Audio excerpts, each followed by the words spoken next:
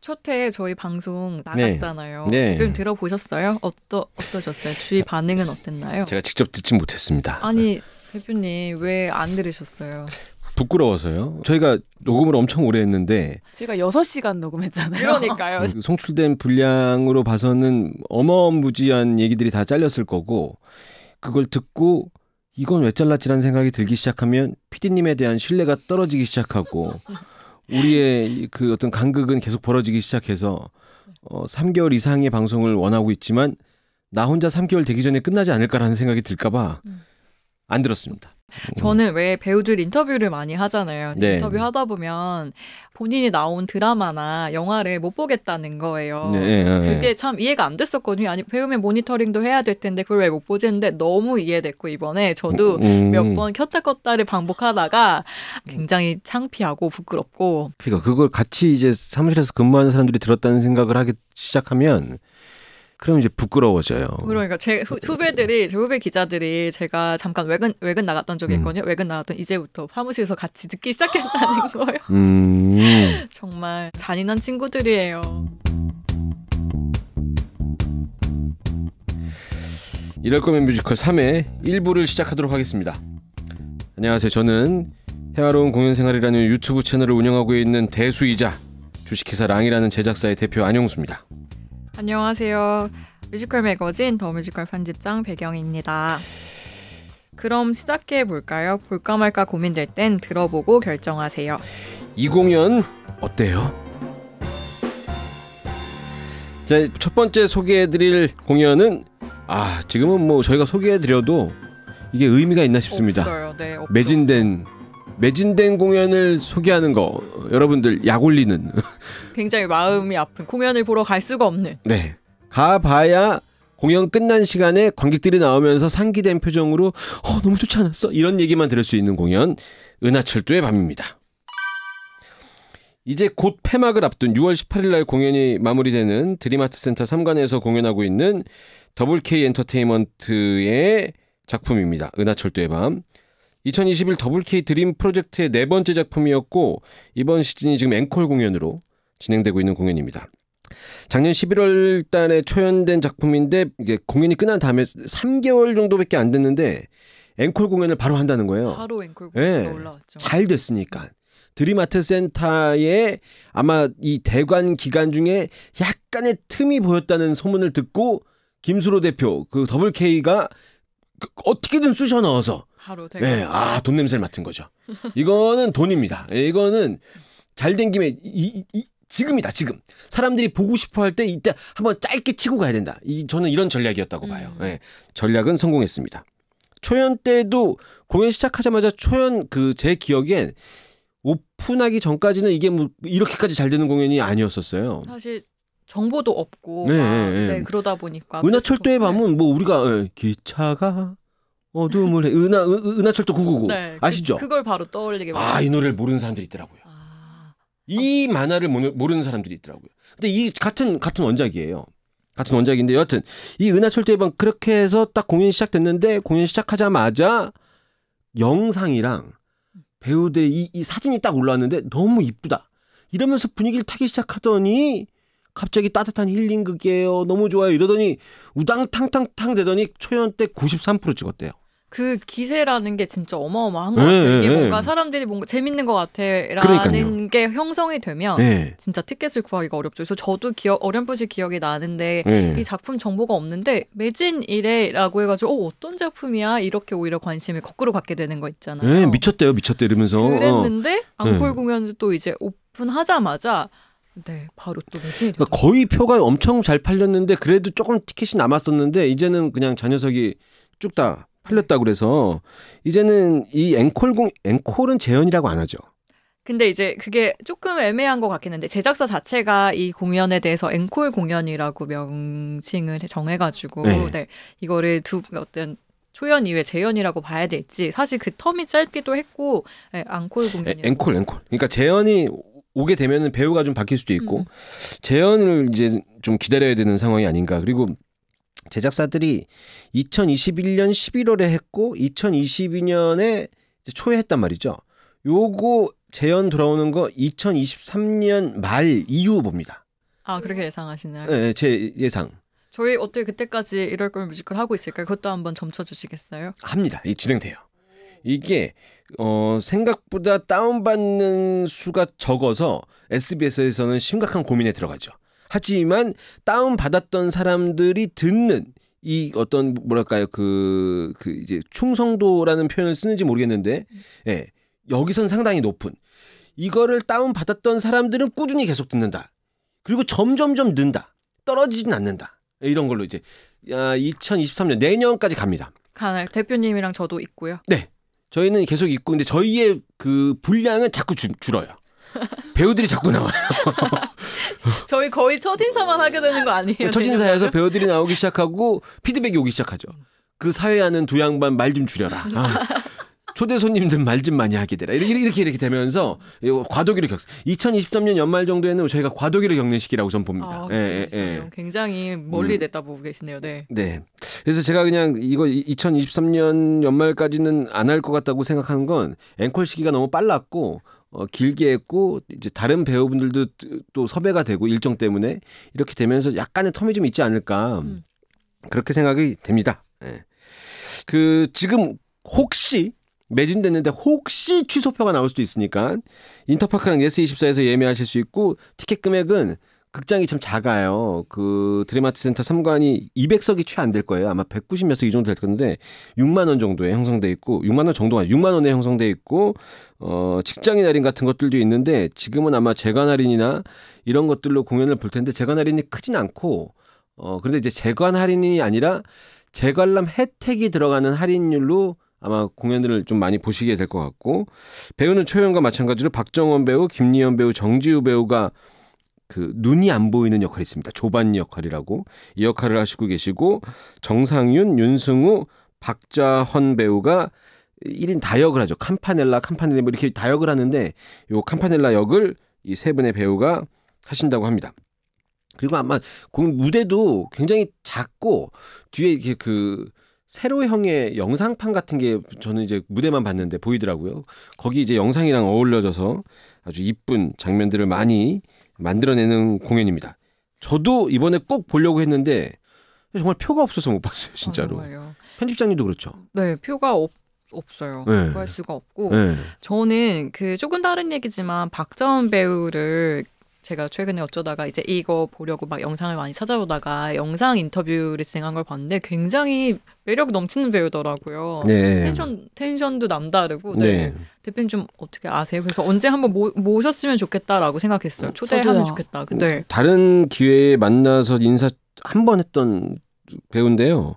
은하철도의 밤이랑 관련이 아주 없는 건 아닌데 이 철도오락관이라는 더블K에서 운영하는 영상 있잖아요. 네. 거기 보면은 박자원 배우는 남다른 텐션으로 재미적인 것도 많이 가져가시는 것 같고 이런 사람이 무대 위에서 1인 다역을 하면 재밌죠. 보는 사람들이 재미가 끈이 통통 튈 것 같고 그리고 이제 윤승우 배우나 김리연 배우도 굉장히 어린 배우들인데 이 은하철도의 밤을 좋아하시는 분들의 직접적인 얘기를 들었을 때 이 두 분이 이 공연 무대에서 보여주는 케미가 또 너무 이렇게 막 뭐랄까요 귀엽고 막 이런 느낌이 많이 난다고 하더라고요. 사랑스럽고 그래서 이 캐릭터마다의 페어별로의 어떤 그 매력이 좀 남달라서 공연이 굉장히 좀 인기가 확 붙은 거 아닌가. 그런 생각이 들더라고요. 잘 돌린 것 같아요. 저희가 더 뮤지컬에서 에필로그라는 코너를 연재를 하고 있는데 네네. 이게 참여하고 있는 배우한테 가상이라고 할까요? 후일담에 대해서 듣고 그걸 일러스트하고 이제 같이 그려서 나가는 코너예요. 근데 이제 6월호에 은하철도의 밤으로 진행을 했는데 조반니 역의 정지우 배우 같은 경우에는 정말 그냥 한 편의 글을 써서 보내준 거예요. 그래서 그게 책에 그대로 실려 있거든요. 그래서 뭔가 조금 궁금해지더라고요. 또 예술가의 어떤 피가 또 그죠? 대단한 능력이에요. 박정원 배우나 정상윤 배우도 워낙 이제 공연 또 한지 좀 꽤 되신 그쵸. 나름 연륜이 묻어나는. 근데 저는 이제 어떤 다른 곳에서 전관 행사를 해갖고 박정원, 정상윤 배우의 페어와 김리연, 윤승우 배우의 페어 때 사회를 보러 갔었는데 느낌이 정말 다를 것 같아요. 완전 다른 약간 농후한 맛이 나는 되게 여유 있는 것 같은 관객들한테 우리가 전달해주고 싶은 메시지가 어떤 건데 옛날 얘기해 주듯이 하는 그런 느낌으로 무대 위에 어떤 그림이 좀 보였고 김리현 배우랑 윤승우 배우는 자기들이 어떤 얘기를 하는지 관객들이 어떻게 보든지 신경 안 쓰고 자기들끼리 어떤 케미를 막 발산하고 있으면 관객들이 알아서 정리해서 보는 것 같은 그런 느낌이 들어서 페어별로 굉장히 좀 좋은 작품이 아닌가 이런 생각이 들었고 요걸 또 이 제작사가 아시는지 4월 1일 날 만우절 깜짝 장난 이벤트 거짓말이었지만 네. 그 제작자인 조반니 역의 김수로 캄파넬라 역의 그 작가 연출 성종환 이렇게 해서 종로 페어 뭐 이렇게 해갖고 한번 공지했던 적이 있었어요. 굉장히 그 매니아분들 사이에서는 관심이 뜨고 재밌게 보셨던 아주 기분 좋은 만우절 이벤트가 아니었나 그런 생각이 듭니다. 자 이제 작품 얘기 잠깐 해볼까요? 잠깐 말씀드렸지만은 그 은하철도 999 우리가 알고 있었던 그 애니메이션 미야자키 엔지의 동명 소설 이 작품을 각색한 창작 뮤지컬이고요. 이게 그 원작이 미야자키 엔지의 동명 소설이라고 해서 일본 공연이 아니라 우리나라에서 창작한 뮤지컬입니다. 줄거리는 아주 간단하게 말씀드리면 어릴 적에 이제 사고로 앞이 보이지 않는 조반니 아까 제가 말씀드렸는데 조반니 이제 그 포스터 보시면 이렇게 눈을 그 포스터가 아니라 그 이미지 같은 거 보시면 눈을 이제 가리고 있는 그 조반니가 아버지가 이제 실종된 후에 학업과 아르바이트를 병행하면서 고된 삶을 살고 있습니다. 우리의 인생이죠. 지금 고된 삶. 네.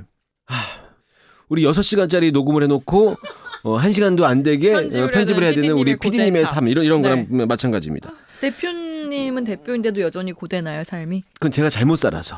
네. 근데 시라노라는 뮤지컬에 그런 데서 나오던데 삶은 항상 전쟁터라고 누구의 삶이나 다 고되죠.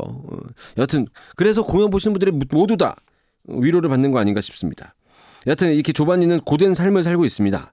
근데 이제 7년 만에 되돌아온 은하수 축제 날이 있는데 이 어린 시절의 절친이고 근데 갑자기 사라져버린 친구가 있어요. 여기 바로 캄파넬라. 다른 배역이죠. 캄파넬라가 7년 만에 되돌아온 은하수 축제에 딱 나타나게 되는 겁니다. 그러더니 캄파넬라가 축제에 같이 가자고 하죠. 근데 이제 조반니가 거절을 했는데 공연을 보시면 아시겠지만 어떤 이유에서든지 간에 이 조반니가 마음이 딱 바뀌기 시작하면서 축제를 같이 갑니다. 그러다가 이제 그 섬관계 번쩍 이러면서 정신을 딱 잃게 되는 거죠. 그리고 정신을 딱 차려보니까 은하철도 999 안에 본인들이 딱 있는 거죠. 근데 일어나서 이제 어디지? 하고 딱 봤더니 캄파넬라가 그 친구 캄파넬라가 함께 열차 안에 있는데 이제 자기가 은하열차 이 열차의 수석 승무원이고 은하수 한가운데를 달리고 있다고 설명을 하면서 두 사람은 이제 여러 역을 역을 지나다니면서 다양한 사람들을 만나게 되고 이 미스터리한 이 다양한 사람들을 만나는 이 여행 과정에 사라진 아버지에 대한 비밀도 이제 같이 알아가기 시작하는 그런 줄거리를 가지고 있습니다. 근데 요게 우리가 상상하기 힘든 어떤 상황이 펼쳐지고 그리고 그 안에 여러 사람들을 만나면서 배우들이 여러 가지 역할을 해야 되니까 보는 재미가 있고 여러 사람들을 만나면서 하나씩 느껴가고 성장해가고 깨달아가면서 거기에 감동이 있고 그럼 어느 순간 눈물을 흘리고 있는 나를 발견하게 되고 이 공연은 한 번만 해서 안 될 것 같다는 생각이 들고 두 번째 보러 가서는 공연 초반에 알지 못했던 얘기를 또 들으면서 또 하나 얻어가게 되고 그 제가 카드를 도장 찍게 되고 도장 찍게 되다 보니까 이걸 한번 다 찍어야 될 것 같고 그럼 계속 돌게 되고 배우들이 또 3명이니까 경우의 수를 따져보니까 9가지 경우가 나오고 그 9번은 봐야 되고 이러다 보면 이제 자기 통장에 돈은 없고 어떡하지? 이러면서 하다 보면 이제 자기도 모르게 은하철도의 밤을 엄청 달리고 있다. 공연이 끝나고 나면 어떡하지라는 마음 때문에 3, 4, 5 모여서 은하철도의 밤 카페를 만들어 놓고 거기서 컵홀더를 보면서 마음을 위로받고 있고 뭐 이런 겁니다. 네. 그런 요즘에 카페에서 이벤트 많이 하긴 하지만 보통 이제 배우가 어떤 기념일이라든가 생일 같은 기념일을 진행하는 거는 많이 봤는데 작품으로 그런 이벤트를 진행한다는 소식은 굉장히 새로운 것 같아요. 그러니까 정말 이 작품을 좋아하는 팬덤이 많이 생겼나 봐요. 그러니까요. 이게 그 배우 생일로 카페에서 생일 카페 이런 거 하면요. 왜 그 지하철역 다니다 보면은 아이돌 무슨 생일 축하해 뭐 누구 축하해 뭐 경희 생일 축하해 뭐 이런 거 많이 써있잖아요. 근데 경희 생일 축하했는데 못 봤지만. 네, 이제 예를 든 거지. 그렇다고 거기다 더 뮤지컬 편집장님 경희 생일 축하 이렇게 하는 거. 여하튼 네. 안 해. 나 안 해. 못해. 여기 출연료로는 답이 없어요. 네. 네, 못해요. 여하튼 배우 생일로 축하해 주는 거는 많이 봤는데 작품은 그렇죠. 작품으로 축하해 줬을 경우에는 어디가 도움을 받는 건지 이게 좀 궁금해지긴 했어요. 글쎄요. 도움을 받는 거는 모르겠지만 근데 그런 건 있는 것 같아요. 내가 공연을 봤는데 그 공연이 너무 재밌어요. 그럼 이거를 누구하고 얘기를 나누고 싶어서 막 되게 안달이 나잖아요. 네. 그런 마음이지 않을까. 이 작품에 대해서 뭔가 알리고 싶은 마음도 있을 것 같고 그냥 이 이벤트를 진행하면서 굉장히 기쁠 것 같아요. 그러니까 이게 제작사의 허락도 그럼 받았겠다. 그죠? 배우들 사진도 써야 되니까. 그러니까 사진 써야 되니까. 근데 제작사 입장에서도 좀 기쁠 것 같아요. 이게 이런 작품으로 이벤트를 진행을 한다는 게. 그러니까요. 네. 이게 좀 색다른 형태의 되게 반가운 소식인 것 같아요. 예전에는 공연을 보면 공연 좋아하시는 분들이 어떤 공연을 보러 가는 동호회가 형성됐다가 이제는 팬클럽 분위기가 좀 많이 됐잖아요. 근데 팬클럽 쪽의 분위기가 됐다가 이 공연명으로 카페를 하는 건 다시 공연 동호회인 것 같아서 좀 반가운 오랜만에 보는 친구 같은 이런 느낌이 들어서 굉장히 좀 좋았고 부럽고 그리고 초상권 얘기가 나와서 그런데 공연에 관련된 사진만 쓰면 그건 배우 초상권이 아니라 공연 제작사의 그 사진에 권한이 있어서 그건 또 그렇게 쓰면 그 제작사에서 허락해주면 그렇게 될 겁니다. 그럼 커튼콜 사진을 찍었으면 어떻게 돼요? 커튼콜 사진은 사실은 커튼콜 사진을 관객들한테 찍으라고 오픈해서 열어준 건 배우와 제작사가 거기에 대한 권한을 관객들한테 나눠드린 거나 마찬가지인 거죠. 그건 상관이 없는 거예요. 네, 근데 공연 사진을 찍은 그 제작사의 공연 사진은 제작사가 갖고 있는 거죠. 공연 그래서 사진 같은 거 우리 더 뮤지컬도 쓰시거나 이럴 때 제작사 제공 뭐 이렇게 해서 많이들 하시니까. 그런데 그게 사전 협의는 필요할 거예요. 어쨌든 어떻게 보면 2차 저작물인 거잖아요. 이들이 찍은 게. 그렇죠. 예. 왜 캐스팅 발표 같은 거 할 때 처음에 이 공연의 컨셉으로 사진 찍은 게 아니라 각 배우들이 소속사에서 사진을 보내준 걸로 간단하게 색깔 톤만 맞춰서 이렇게 오픈하는 경우 있거든요.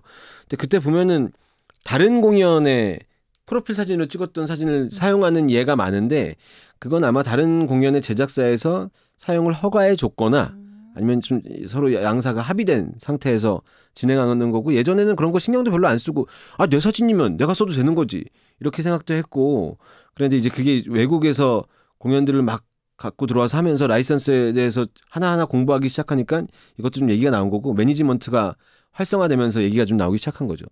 그렇게 알고 계시면 될 것 같아요. 어떻게 여기 대표님은 이렇게 이 작품의 흥행을 예상을 하셨을까요? 아니죠. 못하셨을 것 같아요. 초연 때는 예상하지 못했죠. 앵콜 때는 예상했죠. 네네. 요건 아주 기가 막힌 전략이고. 근데 그렇게까지 되게 사실 초연을 해서 초연 첫 시즌에 바로 성공하는 게 굉장히 좀 드문 일이잖아요. 어려운 일이고. 아주 어려운 이렇게 일이죠. 즉각적인 반응이 있어서 되게 놀라셨을 것 같아요. 하지만 이런 큰 행운은 갑작스럽게 찾아옵니다. 네. 이만큼 대박이 날 것이다라고 예상하면 그만큼 대박이 나도 그렇게 감흥이 안 와요. 네. 예상하지 못했는데 잘 됐으니까 신이 나는 거죠. 대표님한테 그러면 예상치 못한 큰 행운이었던 작품은 어떤 작품? 가장 최근에는 쿠로이 저택엔 누가 살고 있을까가 그랬었고 이 은하철도의 밤이랑 거의 비슷했었던 그 공연들이 어쩌면 해피엔딩도 개발 당시부터 워낙 인기가 좋아서 잘 될 거라고 생각해서 잘 됐었어요.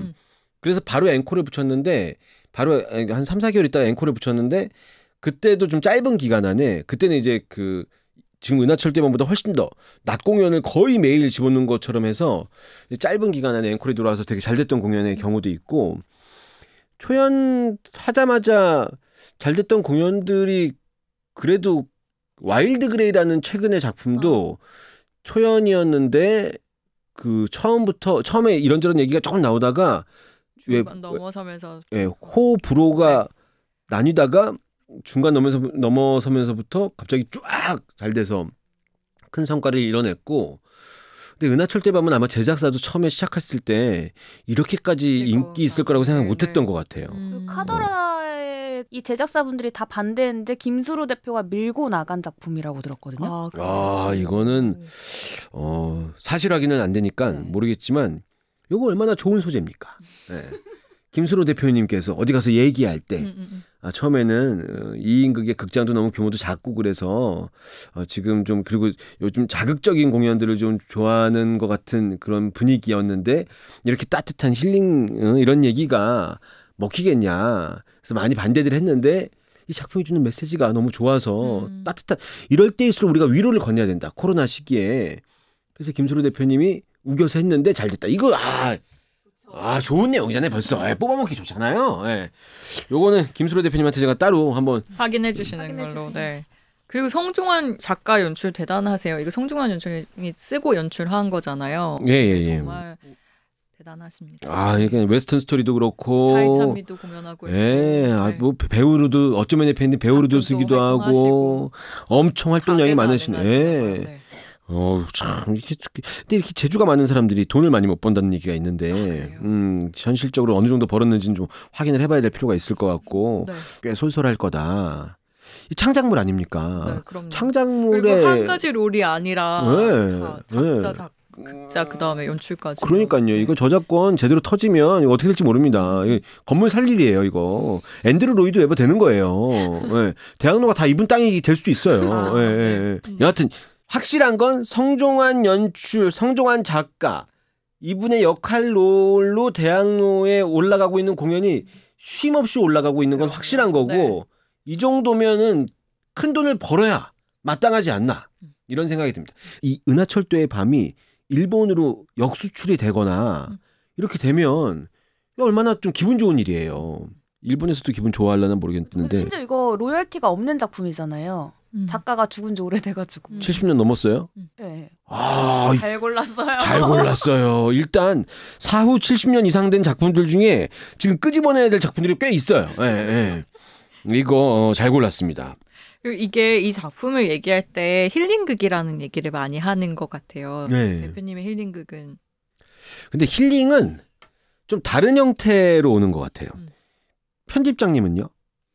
그 후기를 보내주는 걸 보다가 저도 잠깐 생각해봤어요. 네, 힐링극은 뭐였지? 라고 잠깐 생각했는데 전 최근에 본 작품으로 넥스트 투 노멀을 보면서 네, 되게 좋았던 것 같아요. 그러니까 작품이 그냥 좋아서 힐링될 때도 있고 맞아요. 극 중에 나오는 캐릭터가 제 현재 상황이랑 딱 맞물려 들어가면서 힐링이 될 때도 있고 그냥 배우의 연기를 보는 것만으로도 뭔가 힐링이 될 때도 있고 그렇죠. 저는 기본적으로 재미있는 공연을 봤을 때 힐링이 많이 되는 스타일인데 저도 편집장님이랑 똑같이 가장 최근에는 넥스트 투 노멀을 보고 큰 힐링을 받았습니다. 근데 일단 그 후기를 보고 말씀하셨다는데 그 후기 한번 읽어주시면 좋을 것 같아요. 청취자분들이 보내주신 후기 읽어볼게요. 네. 기차 타고 아빠 찾으러 가는 동화 같은 이야기라고 생각하고 갔는데 눈물 줄줄 흘리고 나온 힐링극입니다. 마음이 아주 따스워져요. 3관은 드아센 4층에 있는데 매표소 옆에 있는 엘리베이터나 계단을 이용하셔야 합니다. 엘리베이터가 많이 붐비니 공연장에 여유 있게 도착하시길 추천합니다. 이 드림아트 센터 이 엘리베이터 이거 쉽지 않죠. 이거 약간 티켓팅하는 느낌이에요. 여기 제대로 여유 있게 타는 게 너무 힘들어요. 개인적으로는 이 드림아트 센터 3관 정도면 계단 갑니다. 그렇죠. 계단. 4층 올라가는데 생각보다 좀 꽤 걸리거든요. 근데도 계단 이럴 때 한번 계단 쓰는 거죠. 뭐 계단 가시면서 터벅터벅 걸어가시면서 자기 발소리 들어가면서 배우들이 무대 위에서 저벅저벅거리는 발소리라 생각하시면서 여러 가지 상상하시면서 가는 게 좋습니다. 엘리베이터 여기 붐벼요. 다음 후기 중에 이런 후기도 있어요. 조반니가 까만 안경을 쓰고 나오는데 중간중간 안경을 벗는 씬도 있어요. 배우분이 정말 눈이 안 보이는 것처럼 눈동자가 허공을 보고 있는데 연기력과 디테일에 소름 돋았습니다. 1인 다역을 하는 캄파넬라는 연기 톤이랑 말투도 다 달라서 소름 돋았고요. 땀을 주룩주룩 흘리는데 안쓰러웠습니다. 마지막에 반전도 있고 감동도 있는 꼭 보셔야 할 극입니다.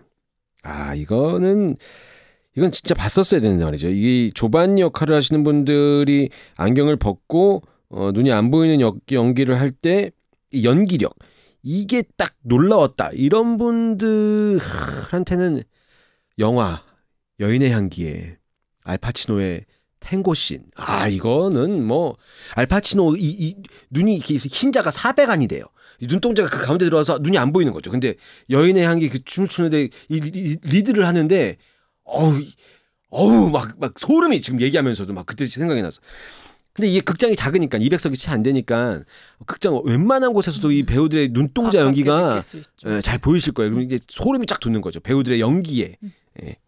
세 번째 후기는요. 네. 무대가 정말 예뻐요. 정말 은하수를 여행하는 기분이 들게 만들고 조명 활용도 정말 잘했어요.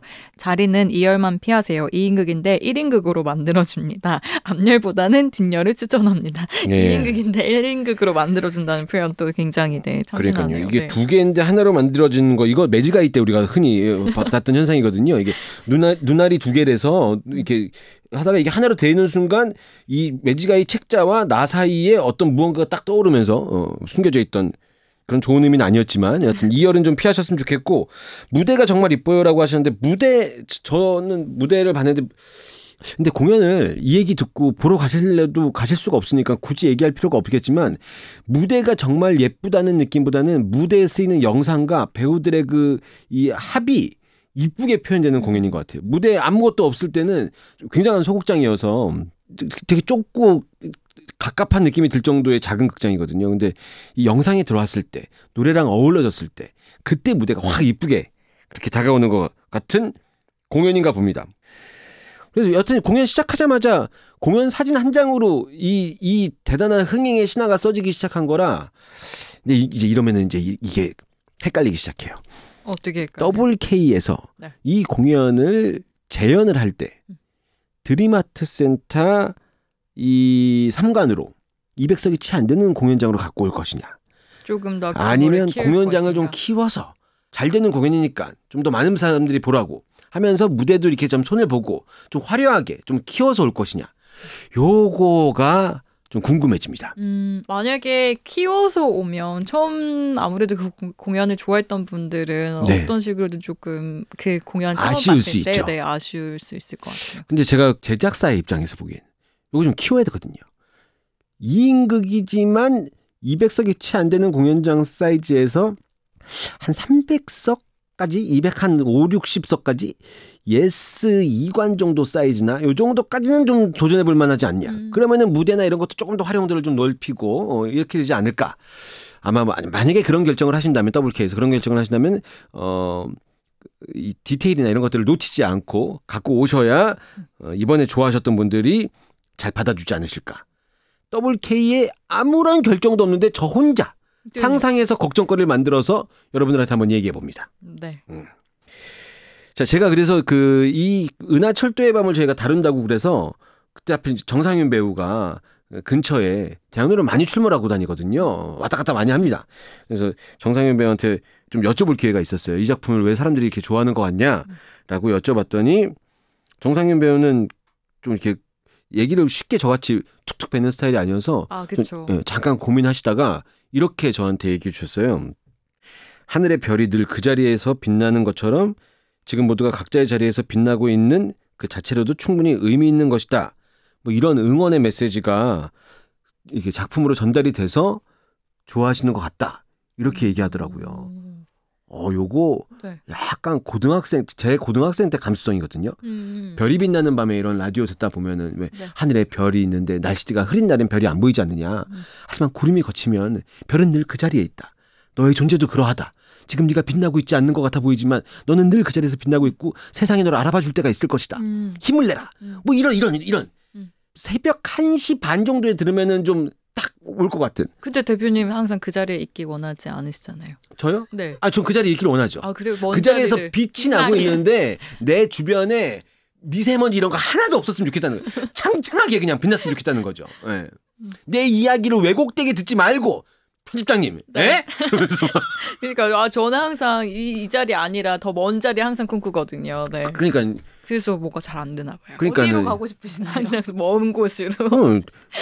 태안에서 취재할 때 이렇게 왔는데 런던 가시려고 하고 이러니까 문제인 거예요. 근데 상윤 씨 굉장히 또 뭐랄까 아름답게 이야기해줬네요. 근데 상윤 씨가 정말 막 쉽게 스타스럽게 이야기하는 스타일은 아니잖아요. 아니죠. 뜨문뜨문 얘기하면서 매력적인 그런 성격인 것 같아요. 목소리도 그렇고 진짜 저는 툭 이렇게 은하철도에 밤 왜 이렇게 사람들이 좋아하냐 이렇게 이런 식으로 물어봤어요 정말. 네네네. 그런 얘기 들으면 몰라요 재밌나 보죠 뭐 이렇게 얘기할 수도 있잖아요. 그쵸, 네. 근데 이게 형 작품이 정말 좋아요. 이러면서 이렇게 얘기한 거예요. 그러니까 본인도 이 작품이 좋고 따뜻하다는 거를 느끼면서 연기하고 있는 것 같아요. 관객이랑 그러면서 더 시너지가 나는 것 같아요. 정상윤 배우는 좀 이렇게 진솔하게 저희한테 이런 걸 좀 얘기해 줬습니다. 은하철도의 밤을 이 후기들이 이렇다고 하니까 근데 제가 생각했을 때 만약에 뮤지컬을 많이 보지 않은 사람이라면 굉장히 사실 소극장에서 한 명의 배우가 여러 역할을 연기하는 걸 보는 것만으로도 굉장히 재미있을 수 있거든요. 그런 분들이 보시면 굉장히 좋을 것 같고 또 힐링극이라고 하니까 뭔가 조금 마음에 지금 위안이 필요하신 분들 보시면 좋을 것 같다는 생각이 듭니다. 하지만 티켓이 없다는 거. 네. 지금까지 은하철도의 밤이었습니다.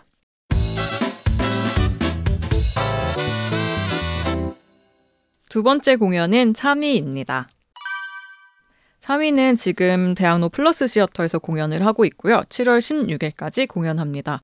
제작사는 페이지 1이고 티켓은 예스24와 인터파크에서 예매하실 수 있습니다. 가격은 S석은 44,000원, Y석 66,000원입니다. 참이는 2016년에 우람문화재단 그 단기 교육 프로그램인 시야 플랫폼을 통해서 처음 개발된 작품이고요. 4년의 그 개발 과정을 거쳐서 2020년 초연을 했고 그 이후에 재연으로 돌아왔습니다. 창작 뮤지컬은 처음으로 드라마 판권이 계약된 극이기도 한데 그 드라마화 된다는 소식을 듣고 굉장히 기대했는데 아직까지 별다른 진행 사항은 없었던 것 같습니다. 이게 창작 뮤지컬 처음이에요? 드라마로 판권이? 드라마로 제작한다고 했던 거는 이게 작년에 기사화가 됐던 것 같아요. 그리고 참이 같은 경우에는 명동 로망스의 그 작가, 작곡가 콤비죠. 조민영 작가하고 최슬기 작곡가가 두 번째로 만든 작품인데요. 그 굉장히 좀 오랫동안 개발을 해서 트라이아웃 공연도 2번을 거쳤고 초연에 오르기까지 그래서 굉장히 좀 개발 과정을 거쳐서 무대에 오른 작품입니다. 지금 참이호 역에 이 공연에 처음부터 참여하고 있는 유주혜 배우하고 이하진, 홍나연 배우, 참이 역의 이봄소리, 정우현, 홍서연, 이채민, 김고대 역의 조풍래, 기세중, 안지환, 황순종, 오진혁 역의 박영수, 고상호, 차서원 배우가 캐스팅되었습니다.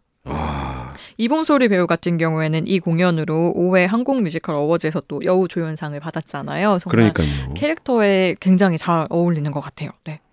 유주혜 배우가 사실은 상징적이죠. 이 공연 정말 전 과정을 같이 하고 있으니까요. 네. 그리고 창작 뮤지컬로 그 드라마 판권이 처음 계약된 작품이라고 했는데 2021년 9월에 또 일본 도쿄랑 오사카에서 라이선스로 공연된 작품이기도 하거든요. 해외에 소개되기도 했고 여러 가지로 지금 소개가 되고 있는 작품입니다. 편집장님 참여 보셨어요? 네, 봤습니다. 어떻게 보셨어요? 우선 조민영 작가 같은 경우는 저는 개인적으로 명동 로망스도 그렇고 지금 공연하고 있는 렛미플라이도 그렇고 굉장히 소재를 잘 잡는다고 생각을 했거든요. 소재를 잘 포착을 한다. 근데 렛미플라이 같은 경우는 이제 조민영 작가가 작가의 아이디어는 아니었고 그 제작사 쪽에서 이런 소재로 공연을 만들고 싶다고 의뢰를 했다고 해요. 네. 근데 이게 사실 SNS 굉장히 지금 우리 젊은 세대들에게 떼려야 뗄 수 없는 이야기잖아요. SNS를 소재로 뭔가 진짜 나를 받아들이는 게 중요하다는 메시지를 전해주는 작품인 것 같아서 젊은 관객들한테 호소하는 바가 좀 있지 않을까라는 생각이 들고 제가 공연을 봤을 때는 사실 저는 초연을 서경수 배우로 봤었는데 너무 그 코믹한 걸 잘 살려가지고 너무너무 웃기고 재밌게 봤던 기억이 납니다. 서경수 배우는 다 잘합니다.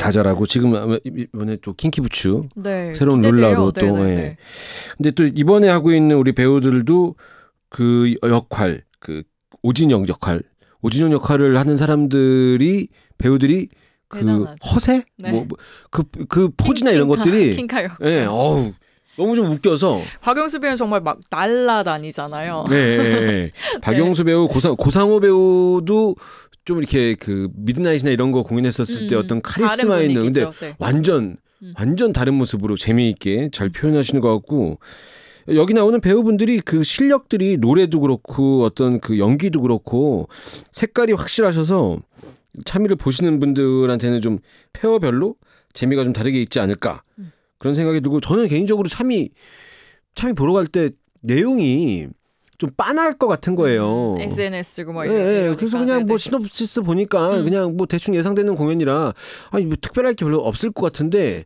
보고 나면 의외로 전달하고자 하는 메시지의 그 묵직함에 비해서 가볍게 제가 생각하지 않는 전개로 진행되는 부분이 꽤 있어서 재밌는 포인트들이 많아요. 네, 그냥 뭔가 너무 무겁게 막 네 자신을 있는 그대로 사랑해라고 얘기하지 않고 그냥 웃으면서 보게 되잖아요. 그러니까요. 그리고 무대 활용도 색감이나 영상이나 이런 것들을 되게 리얼하고 그러니까 무대를 잊지 않았는데 색감이나 이런 것들은 되게 그 2021년에 딱 맞는 것 같은 그런 느낌으로 무대가 연출이 돼서 보는 재미도 좀 확실하고 생각보다 좀 놀랍게 봤었던 저는 작품이에요.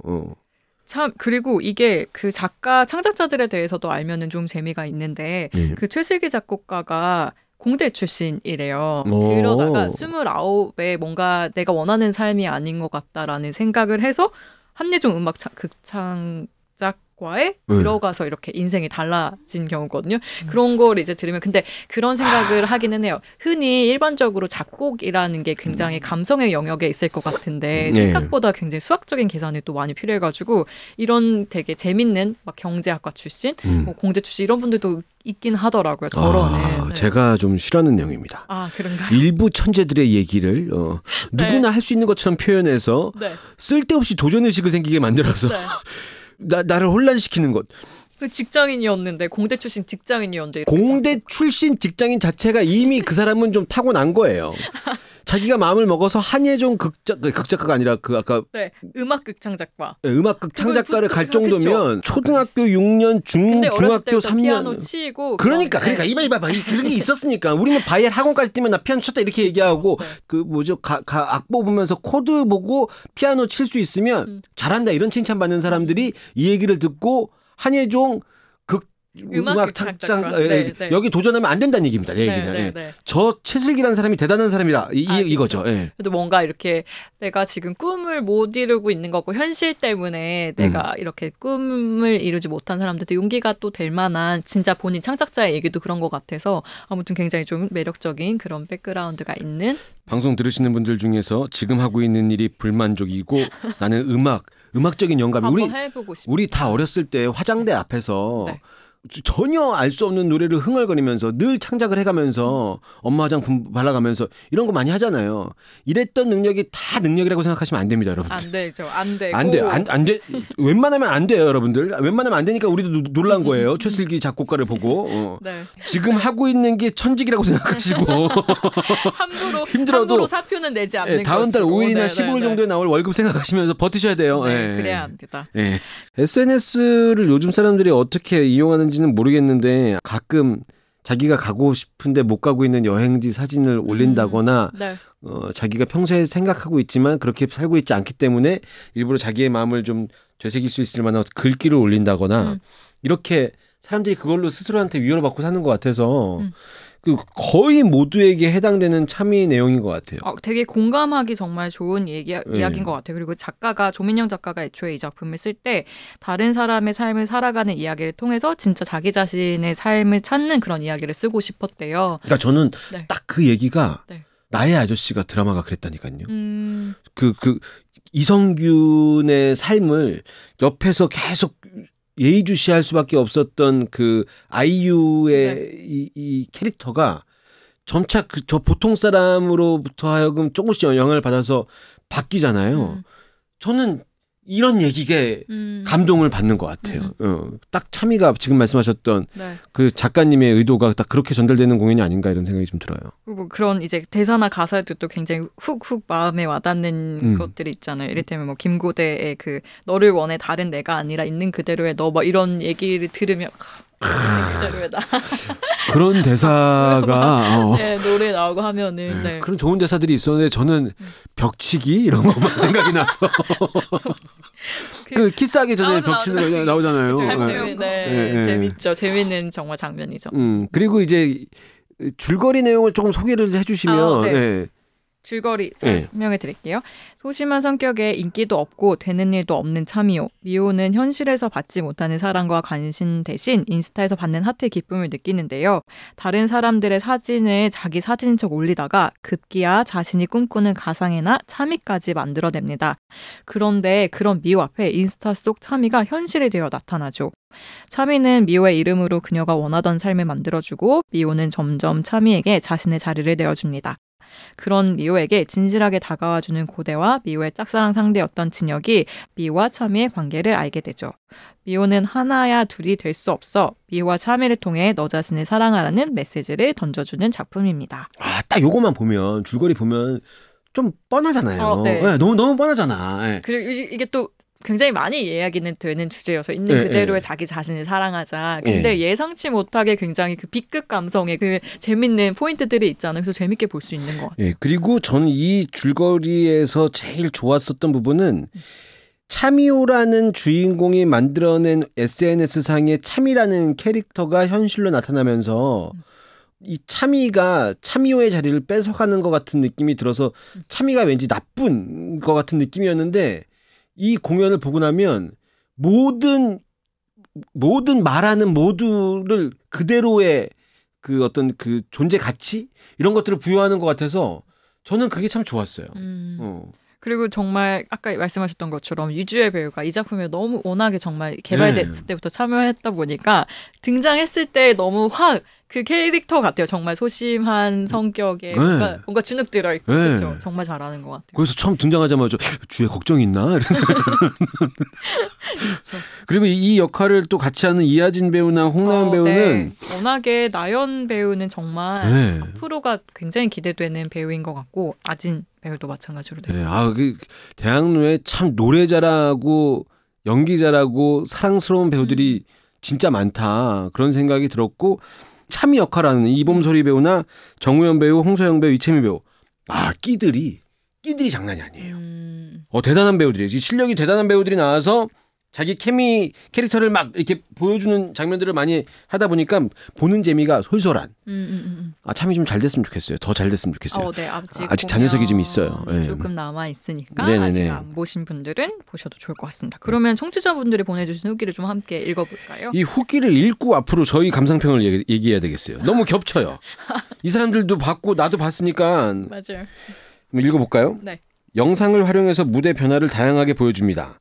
뻔한 스토리라고 생각될 수도 있지만 이 사람 이거 나 아닙니다. 저 아니에요. 뻔한 스토리라고 생각될 수도 있지만 현실적인 이야기라 더 와닿습니다. SNS에 인증샷 올리기 바쁜 저를 반성하게 만든 공연이었어요. 왼쪽 무대에는 진혁이, 오른쪽 무대에는 고대가, 중앙에는 차미와 미호가 많이 나와요 하시면서 공연 보시는 분들한테 자기가 좋아하는 배우 잘 보려면 어느 쪽에서 좀 앉아라. 이런 꿀팁까지 같이 좀 주셨습니다. N차 관람인데 볼 때마다 애드립이 기대되는 극입니다. 배우들 케미도 좋아서 보고 나면 저까지 기분이 좋고 힘나요. 고대가 랩도 열심히 하는데 이 장면 꼭 관심 갖고 봐주세요. 자리는 2층보다는 1층을 추천합니다. 2층 좌석 간격이 좀 더 좁은 것 같아요. 정말 애드립 충분히 할 수 있는 그런 장면들이 있어가지고 조금씩 배우들이 다르게 할 것 같아요. 네. 그리고 그 랩 한다고 얘기하셨잖아요. 요거 해화로운 공연생활 유튜브 보시면 조풍래 배우랑 진태화 배우가 ASMR로 랩을 했거든요. 혹시 내 귀를 좀 자극시켜달라 이런 분들이 계시면 그 영상 찾아보시면 ASMR 랩은 정말 듣기 힘듭니다. 계속 귀에 벌레가 들어간 것 같기도 하고 막 이래서 재밌는 영상이 하나 있습니다. 그러면 참미를 혹시 추천해 준다면 어떤 분들한테 좀 추천해 주고 싶으세요? 저는 한동안 뮤지컬 입문작, 대학로 뮤지컬 입문작으로 그리스를 우리가 계속 그렇게 꾸준히 얘기했었는데 그건 너무 옛날 얘기고 이 시대에 뮤지컬이라는 장르에 한번 도전해보고 싶으신 분들이 참이로 접근해보시는 건 어떨까? 우리 얘기도 되게 쉽고 쉬운데 메시지도 좋고 배우들 캐릭터도 좀 깜찍하고 톡톡 튀고 저는 이런 분들한테. 맞아요. 이게 사실 굉장히 뻔하다는 생각이 들지만 이 메시지 자체가 SNS에서 좀 과하게 자신을 꾸미고 그렇지만 막상 또 보면은 다시 한번 자신에 대해서 생각을 해볼 수 있게 하는 그런 작품인 것 같아요. 참이를 추천해주고 싶은 사람 지금 밥 먹을 때마다 식당에 가서 사진 찍고 인스타에 올리고 있는 당신. 네. 안녕하세요. 뮤지컬 차미에서 차미 역을 맡은 이봄소리입니다.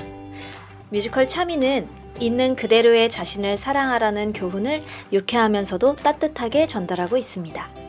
기분 좋은 날, 기분 좋은 하루를 원하신다면 뮤지컬 차미와 함께 해보시는 건 어떨까요? 여러분의 힐링 에너지를 채워줄 만반의 준비가 되어 있답니다. 대학로 플러스 시어터 극장에서 기다리고 있을게요. 많이들 보러 와주세요. SBS 팟캐스트 이럴 거면 뮤지컬도 많은 관심과 사랑 부탁드립니다. 만관부.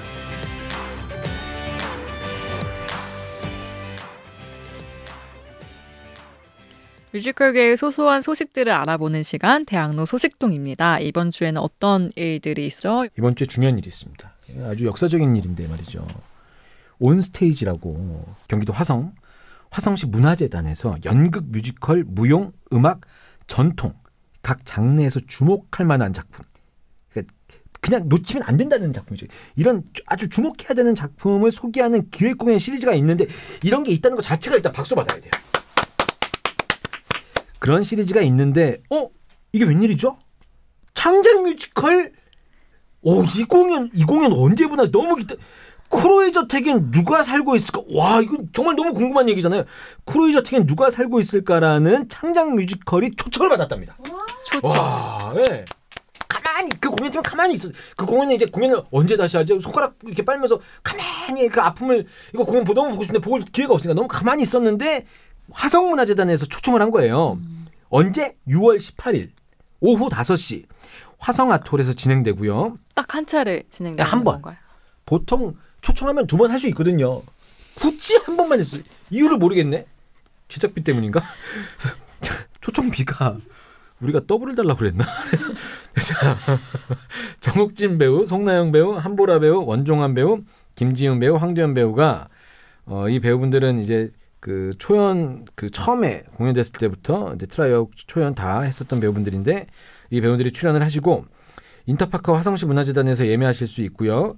원래 이제 그 대학로 플러스 시어터에서 했을 땐 66,000원 금액이었는데 거의 절반 가격이네요. 네, 저렴한 금액으로 1층 35,000원, 2층 25,000원. 그래서 아마 이 공연을 언제 보지라고 생각했었던 분들이 꽤 많이 이게 무슨 생각이었는지 모르겠는데 이 공연 요 티켓 오픈할 때가 웃는 남자랑 같은 시간대에 오픈을 했어요. 그래서 알고 계셨어요? 아니요. 이건 저희가 오픈하는 게 아니라 화성시 문화재단에서 하는 거니까. 이번에 화성에서 그렇게. 이번에 오픈할 때. 그러니까 남들은 보통 인터파크의 그 예매 서버가 버벅거렸다. 이거 웃는 남자 때문인가 이렇게 생각하는데 아닙니다. 이건 크로이 저택 때문이다. 네. 크로이 저택에 귀신이 나오고 웃는 남자는 이제 그 아픈 친구들이 나오잖아요. 우린 귀신이 나와요. 그러니까 이거 마음대로 할 수 있거든요. 맘만 먹으면. 네. 그래서 티켓 솔드아웃. 솔드아웃. 1층 앞쪽이 솔드아웃. 제가 잡았습니다. 네, 우리 PD님이 제가 웃는 남자를 버리고 그 가신다고 했던 게 웃는 남자를 버리고 크로이를 선택했는데 진짜 서버 접속이 너무 안 된다. 그때 그것 때문에. 이게 그냥 그날 그 시간에 웃는 남자만 오픈했으면 별 문제 없었을 거예요. 그리고 또 좋은 소식이 하나 있는데요. 뮤지컬 마리퀴리가 7월 폴란드 뮤직 가든스 페스티벌 갈라 콘서트에 초청을 받았습니다. 요즘도 유튜브 마리퀴리 공연 영상에 폴란드 사람들이 단 댓글이 간간히 보이는데요. 폴란드인들의 마리퀴리 사랑을 느낄 수 있네요. 그 마리퀴리는 작년 폴란드 바르샤바 키노테카 극장에서 실황 상영회가 마리퀴리 박물관에서는 전시회가 열리기도 했죠. 야. 그 마리퀴리 또 후손들이. 네. 근데 저는 굉장히 잘하는. 만약에 유관순 열사에 대한 뮤지컬을 폴란드에서 게다가 그 나라에서 하는 시상식에서 대상을 받은 거예요. 그러면 너무 고맙고 할 것 같은데 속으로는 저걸 자기들이 어떤 정서를 알고 저걸 만들었지? 이렇게 생각할 것 같은데 폴란드는 그렇지 않은가 봐요. 그냥 그러니까 되게 정말 긍정적으로 생각을 해서 그냥 되게 예뻐. 그리고 이런 일을 라이브에서 접촉을 하고 만들어 가고 있는 거잖아요. 좀 대단한 것 같아요. 제가 주목해 봐야 되는 제작사, HJ, 라이브 이런 회사들이 참 뭐랄까요, 여러 가지 국가 지원 사업에도 이제 그 지원 사업을 따서 공연을 많이 만들고 하시는데 어떻게 보면은 나라 돈 헛되이 쓰지 않고 잘 만들어가고 있는 것 같아서 멋진 것 같아요. 마리퀴리 보셨습니까? 네, 봤죠. 창작산실에서 지원금 받아서 처음 만들어졌었던 공연은 저는 너무 아쉬웠거든요. 근데 이거를 1년 조금 넘게 만에 지지고 볶고 부수고 재창조하고 막 이러더니 충무아트센터에서 블랙에서 딱 올렸는데 다른 공연이 너무 좋은 거예요. 진짜 너무 좋아서 당시 김태형 연출, 김소양 배우가 했었고 그다음에 이범소리 배우가 그 반대편 안난가 너무 작품이 좋은 거예요. 그래서 이걸 딱 보고 와 좋다 그랬는데 세상에 이걸 또 배우들도 금방 소문이 났는지 옥주현 배우가 섭외가 돼서 홍익대 대학로 아트센터에 대극장에서 딱 올라. 정말 짧은 시간에 창작 뮤지컬을 개발해서 따다다다닥 올라가고 지금은 폴란드에서 초청 공연까지 맡게 되니까 이 추진력이 상당하다. 대표님의 그렇게 해외 진출 또 라이브가 또 많이 사실 폴란드 쪽이 아니라 아시아 지역권으로도 많이 진출을 했었잖아요. 대단해요. 그런 쪽으로 네. 사무실도 어찌나 멋진지. 한옥. 네. 기가 막혀요. 대학로에 있거든요. 네. 네. 근데 거기서 마리퀴리를 이렇게 만들었어요. 멋진 회사다 이런 생각이 듭니다. 저희는 목요일 이뮤스 픽으로 돌아오겠습니다. 재미있게 본 공연 후기 나누시고 싶은 분들 이메일 뮤지컬_도라도라 @네이버닷컴이나 트위터 뮤지컬 도라도라로 후기 보내주시면 되고요. 이럴 거면 뮤지컬은 SBS 라디오 앱 고릴라, 네이버 오디오 클립, 애플 팟캐스트, 팟빵, 파티에서 들으실 수 있고요. 구독, 좋아요, 스트리밍, 다운로드 하는 것도 잊지 마세요. 이럴 거면 뮤지컬!